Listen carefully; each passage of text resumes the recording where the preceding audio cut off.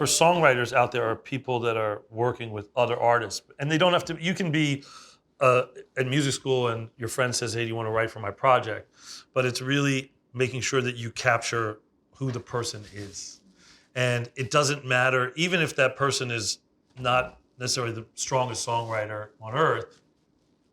If they are willing to get in the room and accept the dare to suck rule, which is you can say anything, and if it's bad, we won't judge you, but something out of that can be great, then honoring who that person is important. The first example I'm thinking of is actually Jessica Simpson. And at the time that we wrote with you, she had already become, Newlyweds hadn't started yet, but she had already had a couple of hits. She had like, I Want to Love You Forever. And there was all this, it was like, you could see the rocket ship taking off. And she came to the studio with her mom, Tina, and she had recorded songs I had written with her before, but I hadn't met her. And we got along really nicely. And so I said to her, I said, well, tell me, like, who are you? Like, talk about yourself. And she was like, well, I'm just a Southern girl with my Levi's on and an open heart. And I was like, that's good. And then I started this, and that was, and that with you started. The real me is a Southern girl with her Levi's on and an open heart. And then she left and did a photo shoot somewhere.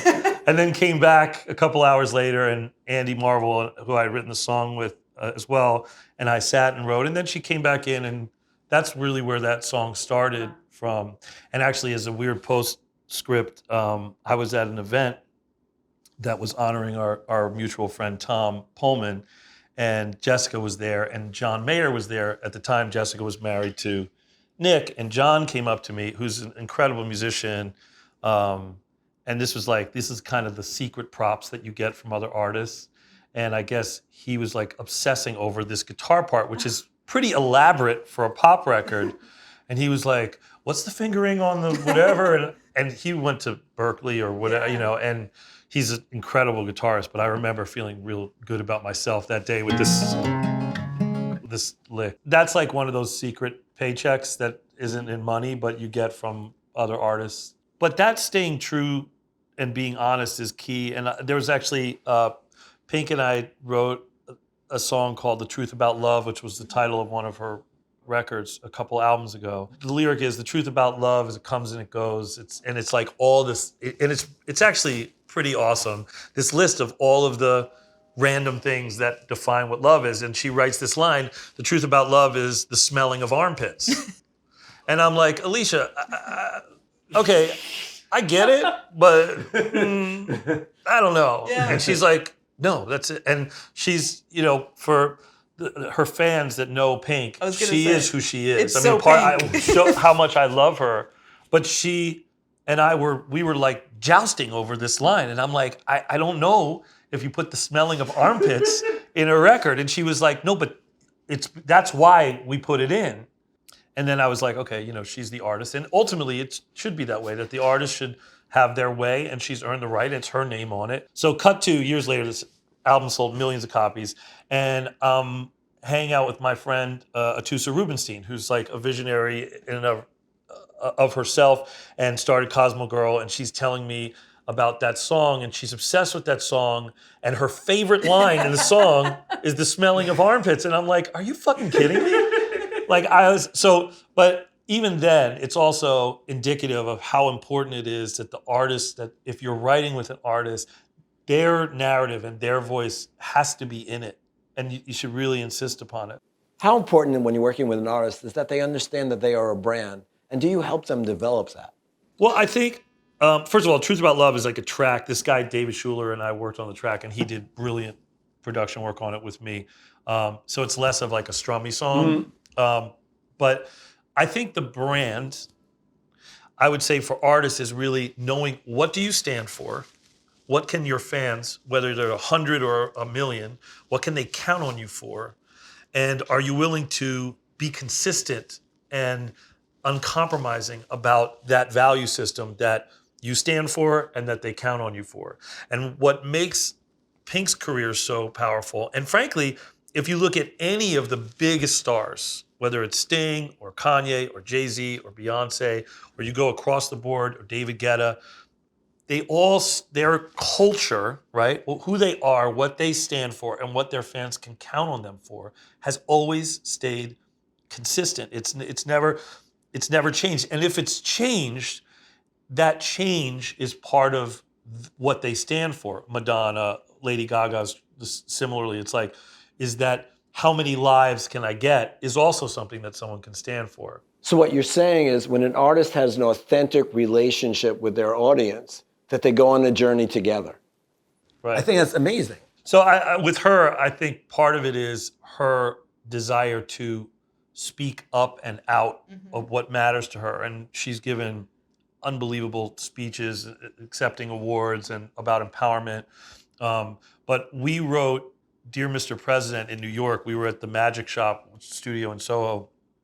And this was during the Iraq War. Was like, it seems like Disneyland compared to the politics of today. But you know, we were not George W. Bush fans. I was not of the policy, and neither was she. And we wrote Dear Mr. President, and I was just riffing off this.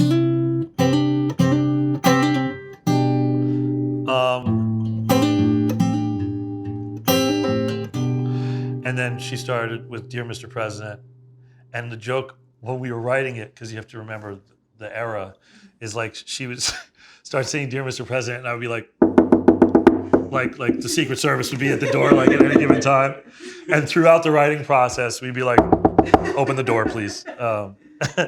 But that's also Dear Mr. President, another example. And she grew up obsessed with the Indigo Girls, and I'm a huge fan. And they wound up doing the record with us, and we've all stayed friends. And actually, the Indigo Girls, and Emily in particular, for artists that have come up or bands, like I signed this group called Daisy the Great as a publisher, and called Emily and wound up them going on tour. And this is a few years ago, and of course now they're blowing up, which they're great. And part of what makes them special is that they have a very distinct, they have a voice, they know who they are, they know who they stand for. I think more and more, because the volume there's so much volume, that's what we're gonna find with the artists that cut through, is that they're really gonna have an identity that's gonna penetrate the marketplace no matter how crowded it is. So when you're home alone behind your piano or with your guitar, what's the one song that you've written that you play just for your own enjoyment? Oh, that's such a good question, Mitchell. It's painful. It knows, honestly, it's like, it's such a good question because every songwriter or artist, they have their like go-to. I play piano and guitar. And both songs that I go to were never released. Doesn't matter. And one is like on the piano, it's this sort of F sharp major 7 Joni Mitchell-y thing, which I wrote a song to and never actually finished, but it's a great way for me to just sort of feel the landscape of a piano. And then there's a song, prepare for the name drop. There's a song that I wrote with Carole King. Let me get that for you. I mean, I honestly, Wow. working with Carole, working with Burt Bacharach, working with Daryl Hall, working with Graham Lyle, Art Garfunkel, like I've had this like, I go into those rooms and I will clear the place of any scraps left on the floor and shove them in my pocket and go home. But what I wrote with Carole, which I remember because it's my noodle go-to, and I'm sure I'll screw it up, but I don't remember, the melody she was singing to the melody of the guitar part, and to this day I don't remember what it is, but it's...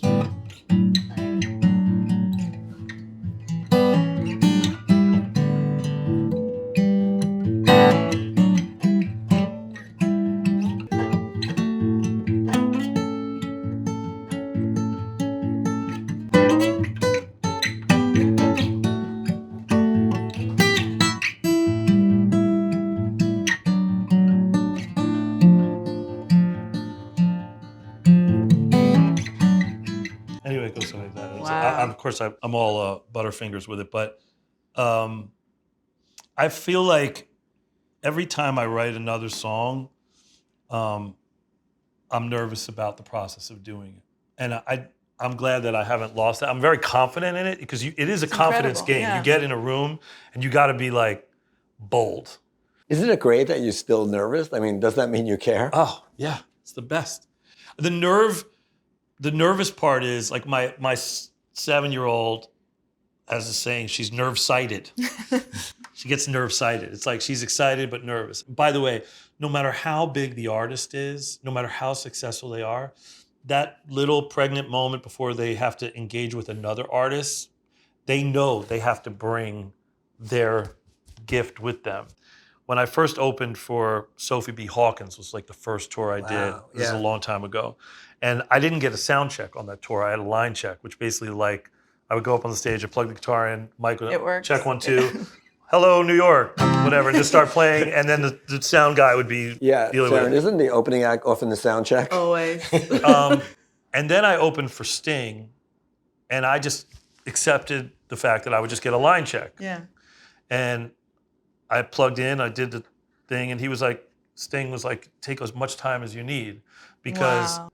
I need you to be the best that you can be because that's only going to make me, elevate me and elevate you. So take whatever time you need. And I was like, oh my God. But that concept, that confidence level, I think that's one of the things that you find, and I would say to artists, is don't be insecure. Like, believe that you are where you are with a purpose and celebrate other people. Don't wait until you're successful to then say that other people are great. Celebrate how great your peers are now. Don't wait for that. We can do a lot better, and I'm not saying it because I don't have moments of my own weakness where I'm so competitive and I want to dominate everything. But the truth is that, again, we've all been humbled.